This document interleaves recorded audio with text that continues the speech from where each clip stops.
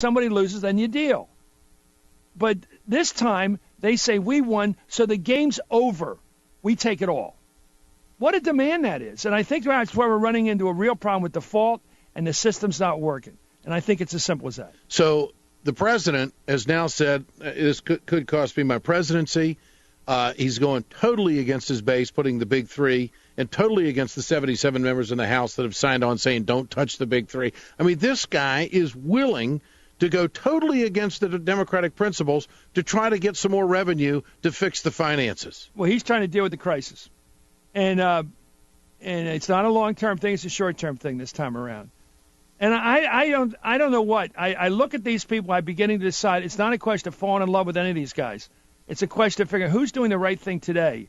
And I look at McConnell, for all the wrong reasons, is probably doing the right thing, which is say, let's sign this damn debt thing, let's move on. Because what he wants to do is beat Obama next time. He wants him to take responsibility. He's willing to fight another day. He wants to blame it on him, let him take the hit. And in a way, maybe Obama's willing to take that deal, the president. I know the president doesn't want a crisis. Here's what I'd like to believe.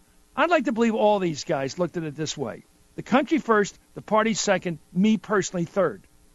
But they don't look at it that way. No. They always go with me first, maybe then the party, and then maybe the country. And then me again. Yeah, well, and I don't think that's the way people should be electing people. But, I think their number one fear, Ed, I'm sorry, the filibuster, but the biggest fear they have is not the crash of this country to the floor.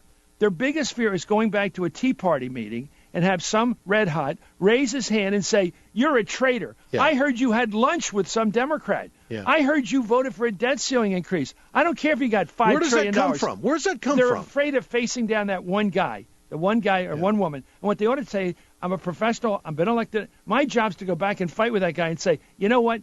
I learned something the last 2 years. I've been here